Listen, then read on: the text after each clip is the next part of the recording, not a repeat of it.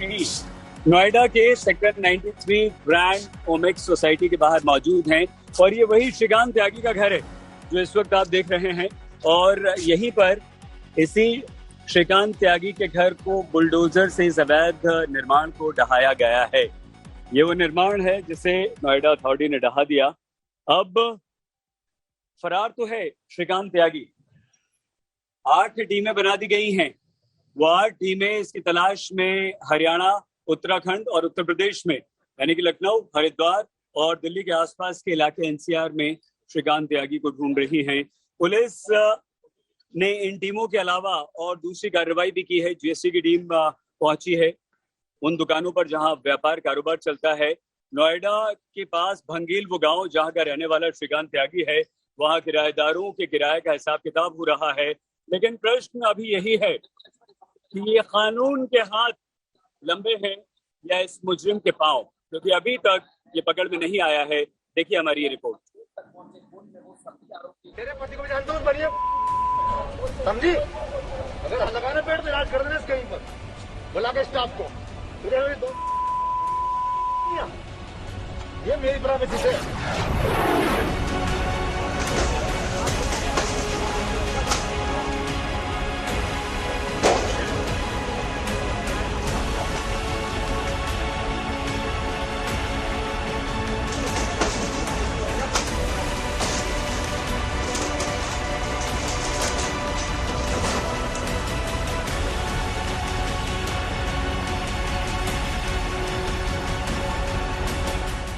कानून अच्छों की अकड़ निकाल देता है, म्यान में ले आता है उन्हें जो म्यान से बाहर हो जाते हैं। वैसी ही अकड़ निकली है श्रीकांत त्यागी की। त्यागी किसी धावक की तरह भाग रहा है, ना मालूम कहां कहां। लेकिन जब उसे मालूम चल गया कि कानून का कोड़ा पड़ेगा ही पड़ेगा, तो उसने नया दांव चला, सरेंडर का। श्रीकांत त्यागी ने सूरजपुर सीजेएम कोर्ट में एक अर्जी लगाई कि वो सरेंडर करना चाहता है। हमारे द्वारा संबंधित न्यायालय में सरेंडर वारंट की एप्लीकेशन लगाई गई है। उसमें संबंधित थाने से कोर्ट रिपोर्ट मंगाएगी।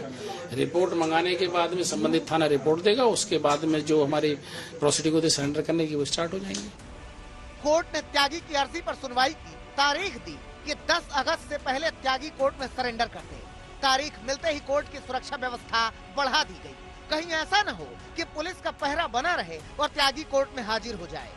तो श्रीकांत त्यागी है, पिछले कई घंटों से लगातार जो नोएडा की पुलिस है, उत्तर प्रदेश की जो पुलिस है, उसकी छानबीन के लिए दबिश कर रही है। कई जगहों पर ठिकानों पर छापेमारी की जा रही है, लेकिन अभी भी नोएडा पुलिस की गिरफ्त से बाहर है। लेकिन आज सुबह के वक्त जो एक पिटीशन जो है वो दाखिल की गई है ग्रेटर नोएडा के सूरजपुर कोर्ट के अंदर, जहां पर उसने अपने आप को सरेंडर करने की पिटीशन दाखिल की गई थी। उसके बाद से नोएडा पुलिस जो है वो काफी ज्यादा मुस्तैद हो गई है। बड़ी संख्या में नोएडा पुलिस कर्मियों को जो है वो तैनात किया गया है।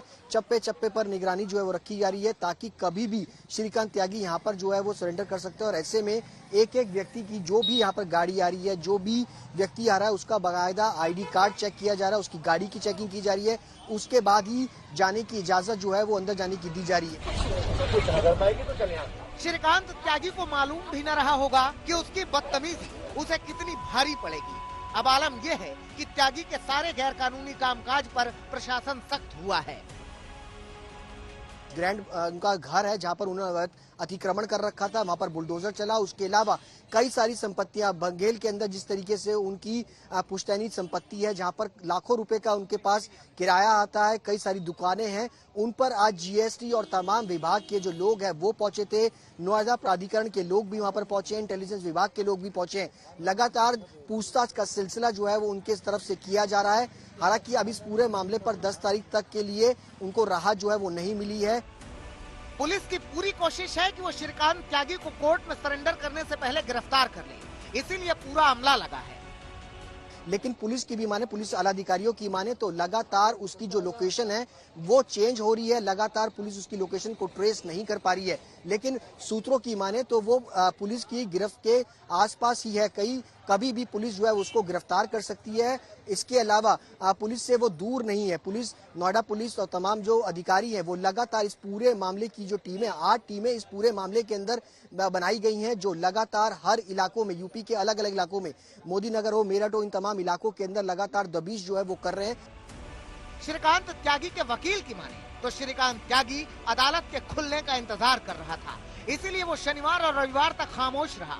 श्रीकांत त्यागी को पुलिस पर भरोसा नहीं है, इसीलिए वो सीधे कोर्ट में सरेंडर करना चाहता है। मैम FIR किसने की है? FIR पुलिस ने की है ना मेरे अगेंस्ट, और मेरे बच्चों के और मेरी पत्नी के खिलाफ जो कार्रवाई हो रही है, जो मेरे परिवार के खिलाफ कर रही है, वो कौन कर रहा है? अगर मान लिया वो कार्रवाई पुलिस कर सकती है तो मेरे के साथ क्या नहीं करेगी? न्यायपालिका से बड़ा कोई है? न्यायपालिका में मुझे विश्वास है, मैं न्यायपालिका के समक्ष आके मैंने एप्लीकेशन लगाई, जिस रिपोर्ट सरेंडर कर दूं।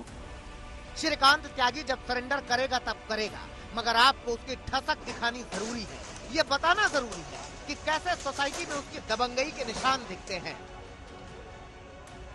ये आम लोग अगर बेसमेंट में आना चाहें तो वो शायद इन्हीं का इस्तेमाल करेंगे, लिफ्ट का या सीढ़ियों का। लेकिन क्योंकि श्रीकांत त्यागी अपने आप में बहुत रसूख रखते थे, गुंडा थे, और इस वजह से वो इतनी दूरी, यानी जितनी मैं अब तय करने जा रही हूँ, इतनी दूरी वो ये तय नहीं कर सकते थे, और इसके लिए भी उन्होंने अवैध निर्माण का ही रास्ता चुना है। अब वो मैं आपको अवैध निर्माण का रास्ता दिखा दूं, आइए जरा।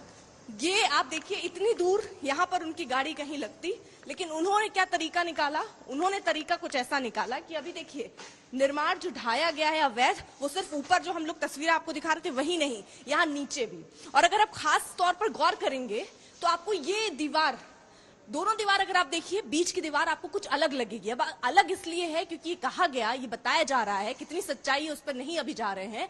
ये जो दीवार है यहाँ पर दरअसल उन्होंने इसको तोड़ा था। श्रीकांत त्यागी के परिवार से भी हमने बात करने की कोशिश की।